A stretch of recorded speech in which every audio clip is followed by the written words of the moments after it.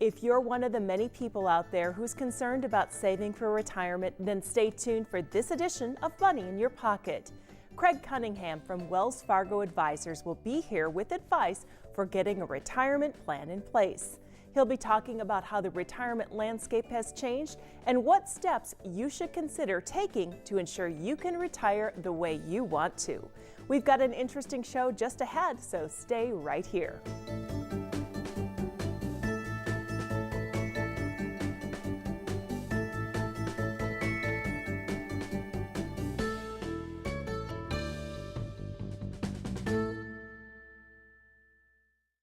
This program is made possible in part by Credit Union One. Proud to support Money in Your Pocket. Credit Union One offers savings and lending options. Additional information on membership available at creditunion1.org. Loans subject to approval. Accounts are insured up to $250,000. By member's choice, this institution is not federally insured. Welcome back to Money in Your Pocket. I'm Lori Casey, and today we're talking with Craig Cunningham from Wells Fargo Advisors about, is it too late to save for retirement? Welcome to the show, Craig. Thanks so much for having me, Lori. Thrilled to be here. Tell us a little bit about your background. Well, name's Craig Cunningham. I'm a financial advisor with Wells Fargo Advisors. I grew up in Mattoon and went to Mattoon High School. Currently lived in Charleston with my wife, Rachel, and our son, Griffin. I've actually caught a lot of flack for moving to, when I moved back home, I moved to Charleston. Yes, I'm a Mattoonite, but I love all of Coles County, so I'm thrilled to be back home. From an educational standpoint, my background is I went to DePauw University, majored in economics there. Someone in the economics department messed up. In my senior year, I was named Economics Student of the Year, which I was thrilled about.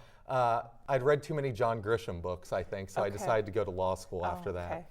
Proved to be a great decision because I met my wife Rachel there. Went to law school at University of Illinois. After law school, Rachel and I moved to Indianapolis. There I worked at a large law firm and clerked for a federal judge.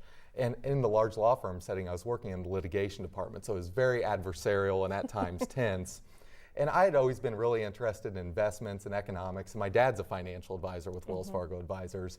And he had always made it clear to me that if you're ever interested in moving back home, I think at this point he was hoping I would have grandkids so they could go home. But if you're ever interested in moving back home, you know, I'd welcome you with open arms. And one day I kind of just had a soul-searching heart-to-heart with Rachel, and I said, you know, I think I'd really like to do something like that where I'm not on the other side of the table against someone, I'm helping someone and on the same side of the table and helping them with their finances and their investments. And I think I'd really enjoy the nature of that work. So a few years back, we moved back to Coles County, and we're thrilled to be here.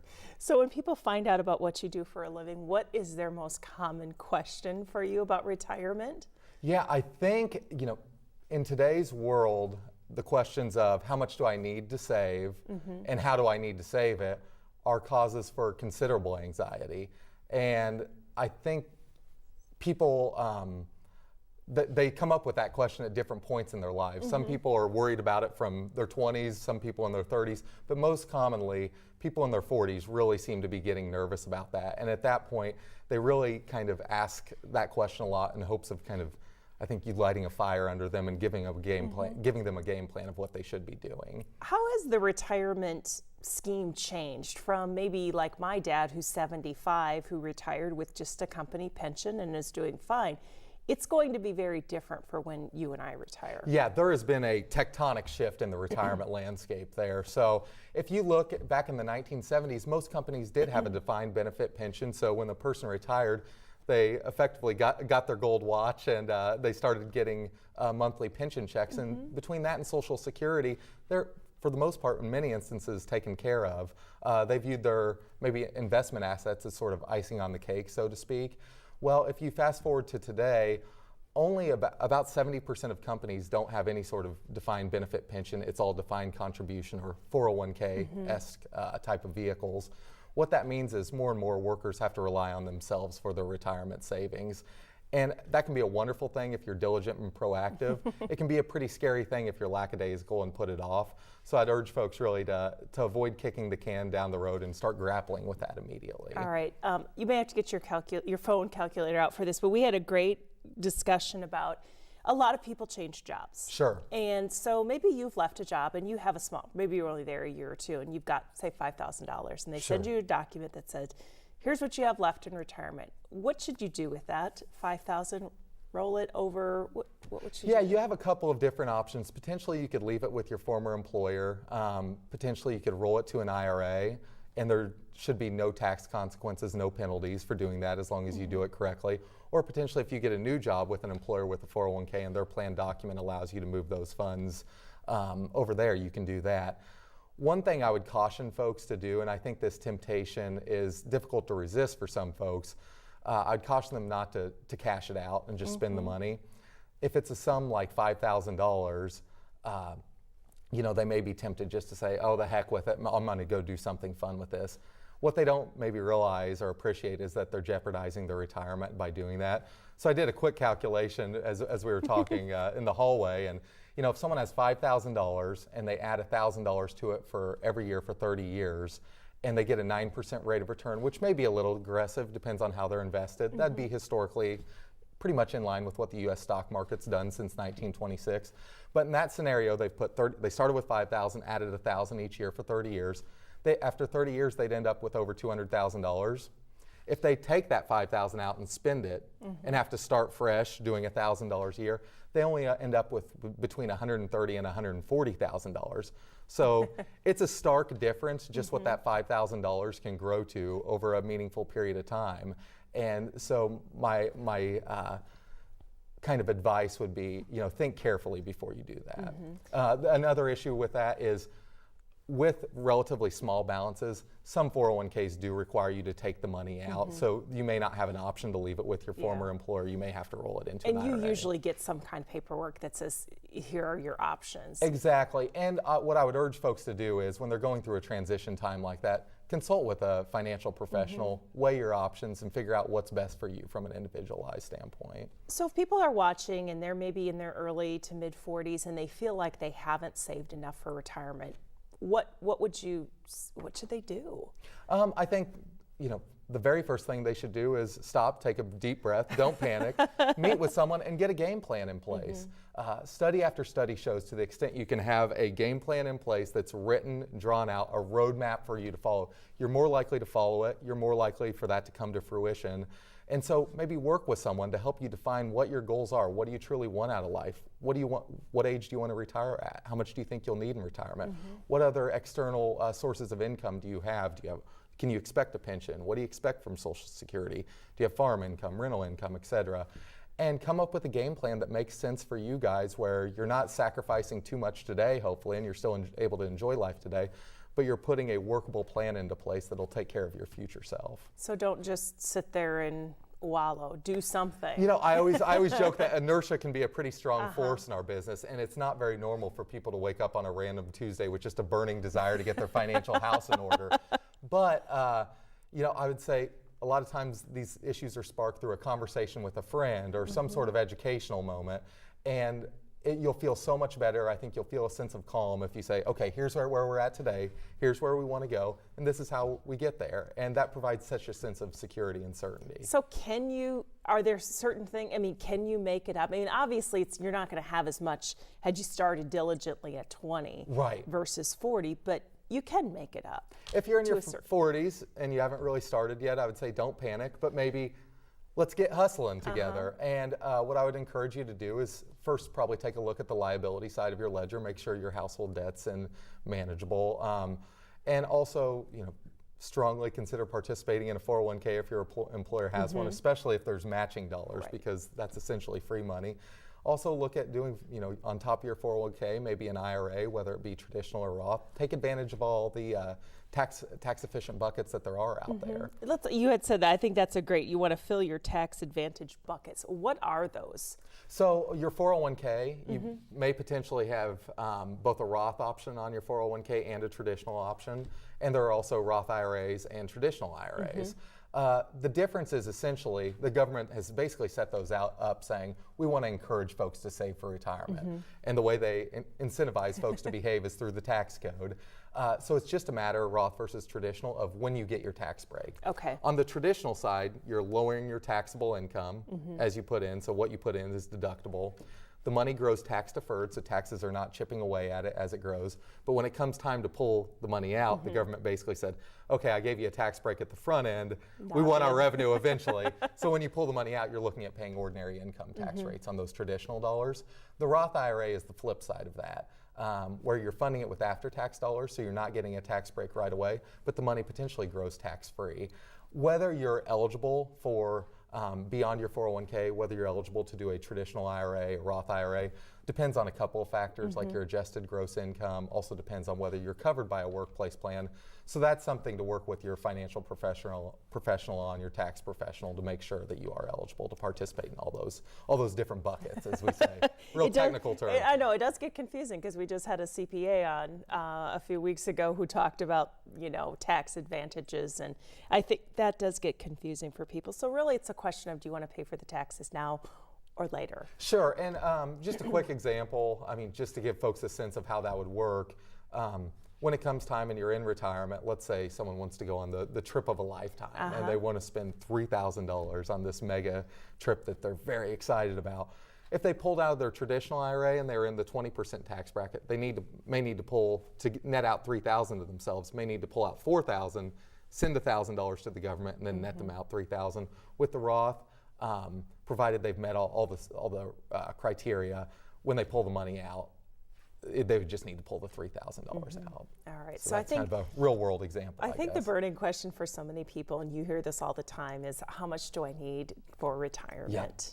And that is an individualized assessment. So it's not easy to paint with a broad brush because it depends on your needs, your wants, your lifestyle. As a very general rule of thumb, there's what's called the 4% withdrawal rule.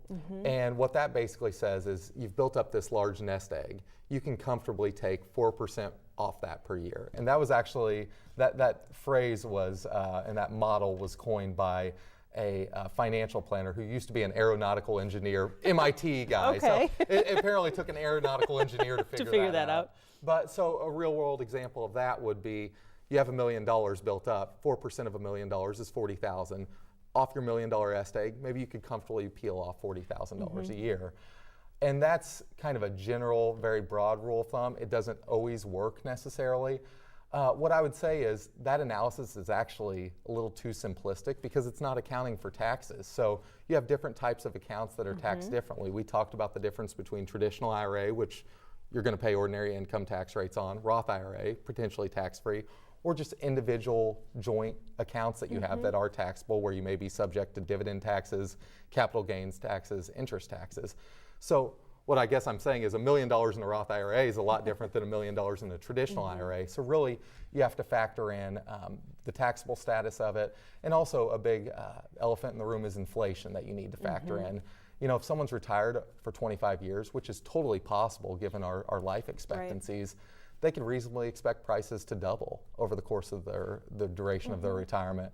They want to have the flexibility to give themselves raises in retirement to account for that inflation.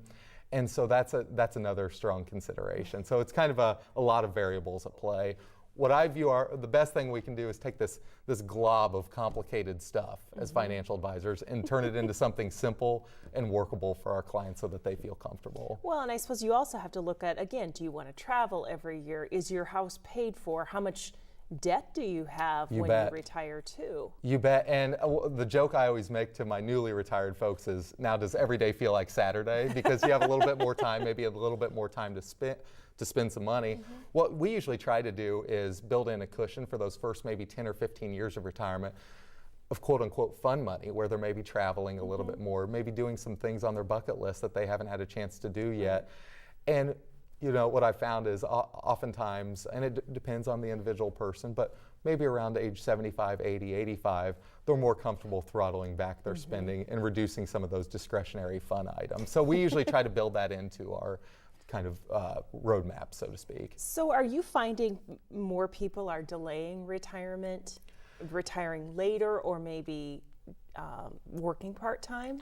Sure, you do see that a lot. And I think, so many folks have so much institutional knowledge and experience that they have something to add, and maybe they want to throttle back and want to have more time, but their company is open to the idea of them staying on in a part-time capacity to maybe kind of mentor or use their knowledge as situations arise. One interesting thing is when it comes to retirement age, folks' reality doesn't necessarily match up with their expectations. Most people expect to work to around 65, 66. Of retirees today, the average age of the retiree was 62 years old. And so they ended up retiring a little bit earlier than they anticipated in many instances. And that could be to a variety of factors, whether it's maybe a parent got sick and they had to devote more time there. They decided they just really needed to be closer to their children. Maybe their skills had grown outdated or they got laid off. So in many instances, folks end up retiring before they expect to retire. What that means is if you expect to work till 65, you actually retire at 62. Those are 3 years where you're probably not saving as much as you thought you initially would. Those are 3 years where if you take Social Security at 62, you're not delaying taking Social Security, which increases about 7.3% per year every year you delay. And so that would counsel, because life throws us curveballs, we don't know exactly what to expect. That really counsels in favor of getting started early rather than later, because you don't know what life has in store for you.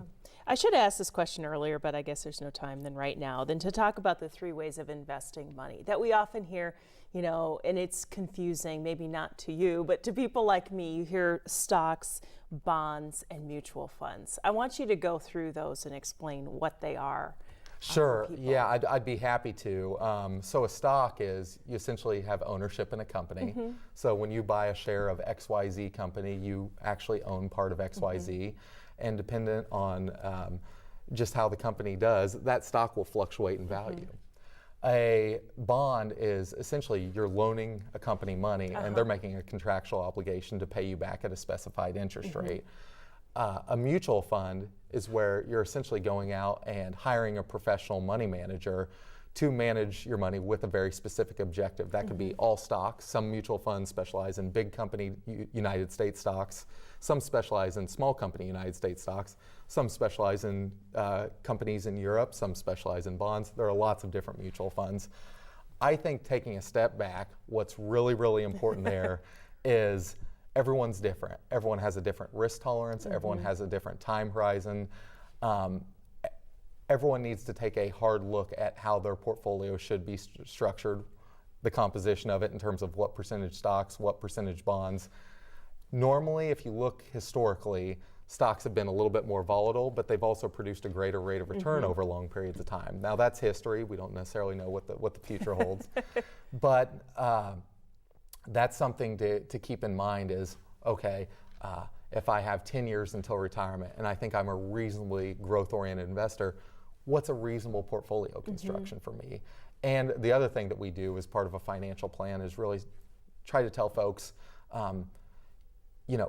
this is an allocation where you have a really, really good chance of meeting all of your goals and you're not taking more risk than you necessarily need to take. Now, if you want to be more growth-oriented that you can, but this is kind of a baseline of what we think is reasonable. So when you're seeing a financial professional, they really need to sort of talk with you and assess what's your risk level. If you're a high risk taker, you're more moderate. I think that is very central to what they do. And it's funny, when the market's going up, a lot of people proclaim to be growth-oriented investors, and they may not feel the same way when the market's going down. So truly trying to pinpoint what makes sense for that individual is central to what a financial planner, financial advisor does. If you look at the stock market, or maybe you follow a certain stock and it's got to be tempting, especially if maybe you're behind the 8 ball in retirement, to throw a bunch of money at that. But that would could be a little nerve-wracking. Yeah. My very first economics professor, his name was Gary Lemon. He used to use the phrase that there's no such thing as a free lunch. Yes. And so I think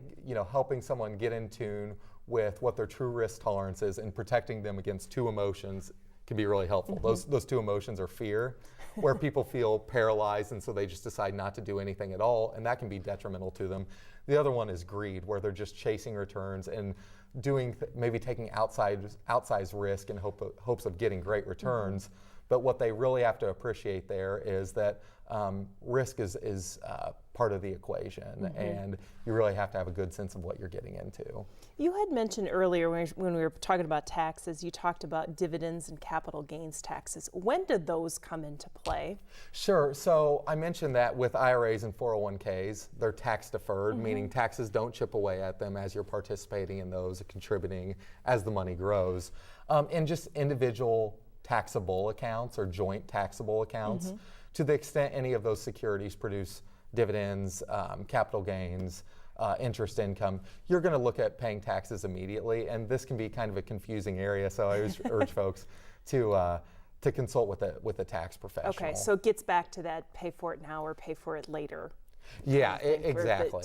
For taxes. Okay, so what advice do you have for people who are a little bit nervous or maybe a lot nervous that they haven't been diligent, maybe they cashed in some retirement savings that they wish they hadn't, but here we are right now. What would you say? Sure, we can't change the past. You can only move forward, and so I would say you're human. You're normal. It is incredibly normal to feel anxiety about these things, but I think you'll feel a lot better if you get a game plan in place. So work with someone, work with your spouse, figure out where exactly you guys are, figure out where you want to go, and figure out how to get there. And if you want to consult a financial professional, I think they could add a lot of clarity on that front. And I will ask you too, what should you look for when you're seeking a financial planner, advisor, wealth manager? There's several titles, but what, this is, we had another guest on that talked about this. We're sort of handing over our nest egg to someone. And with the idea that they're going to do the right thing with it. So what should you look for to make sure that you don't end up on a TV show as one of those people that lost all their money? Sure, yeah. First of all, it's a giant responsibility. It's an awesome responsibility. I think a couple of things you need to consider are your comfort level with that person, your trust level with that person, and to whatever extent you want, I would consider scrutinizing their credentials a little bit and making sure that you feel like that they're a person who has the experience and capacity to handle this big job for you. So if you're not comfortable, walk away. I'd say if you gut feelings sometimes are telling. So if you don't feel comfortable, I would say you're potentially not going to work well with that person, and it may not be a great fit. So find someone where you do have maybe you feel like you can be kind of collaborative and cohesive and a good team together, and work with that individual if you feel comfortable with them. Craig, talk to us a little bit about how financial advisors are compensated. Sure. So shockingly, financial advisors don't work for free. What I would say from a client standpoint is when you're sitting down with a prospective financial advisor, ask that they be incredibly transparent about how they get paid. And as long as you feel comfortable with that, that shouldn't be a deterrent from moving forward. Okay. So when you get your statements from your financial advisor, to me, when I get them, I look at, did the money go up or down? Sure. But there's a lot of other information in there. If you're confused, what do you do? So that can be a confusing maze to kind of navigate through. And so what I would tell folks is call your financial advisor, schedule an appointment, and have them walk you through a financial statement. Yeah, because there's all these pie charts, and I'm assuming that's sort of explaining to you what your portfolio is. Sure. I think that's where you really kind of counsels in favor of scheduling an appointment, meeting with them. If there's something you don't understand, ask lots of questions, ask as many as you want, and have your financial advisor take this complex web and kind of distill it down to something that makes sense for you so you can move forward. On that same point, I think it makes sense with your financial advisor. It is very crucial that you guys meet with regularity.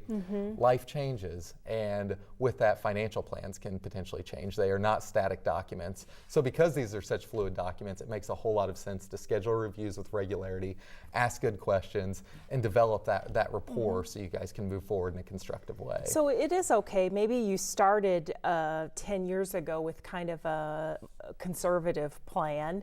Do you have people that come in and say, Craig, I want to be a little more aggressive maybe this year and change my plan up? And sure.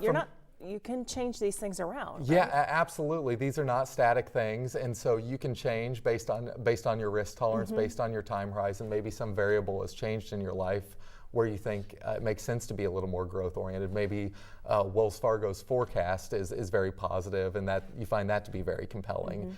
What I would tell folks is just truly sit down and talk long and hard about, if you're making a drastic change, why that makes sense and is it truly necessary.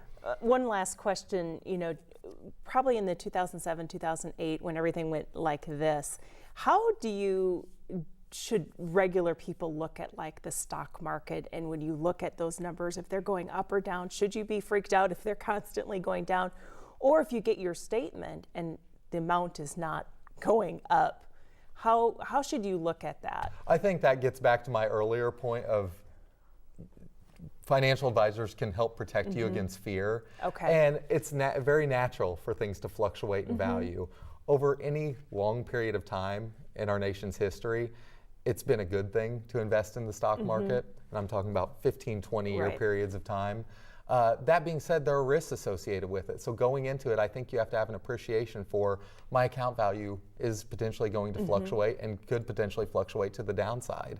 But as a practical matter, that's a very normal thing. And so I think that's just something to be mindful of as you're getting into it. And I think you have to look at it over the course of the long stretch. Eventually, if you look at that line, it is going up. Sometimes it goes down, but in general, the analogy I came up with is it's a yo-yo, and so it's going up and down, but it's like a person playing with a yo-yo walking up a hill. And so if you go back to 1926, the stock market has averaged annually, about a 9 to 10% rate of return. That's with some really terrible years, some really great years, and everything in between. So the trajectory, it has a kind of an upward bias to it. That being said, there are certainly years where things can go down. There are certainly 2-year, 3, 4-year periods where things can and have gone down. So that's something to absolutely be mindful of. Yeah. All right. Well, Craig, thank you so much for coming by the show and giving us some great advice on that it's never too late for saving for retirement. We appreciate your time. Thanks so much for having me, Lori. Thanks.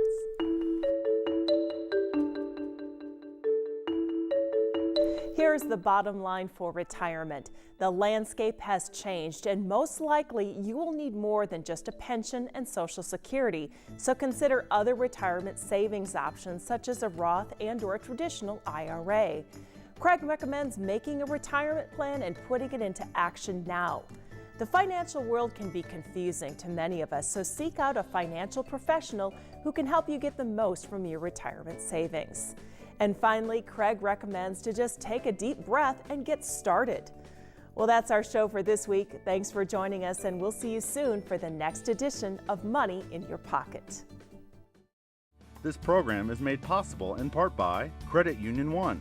Proud to support Money in Your Pocket. Credit Union One offers savings and lending options. Additional information on membership available at creditunion1.org.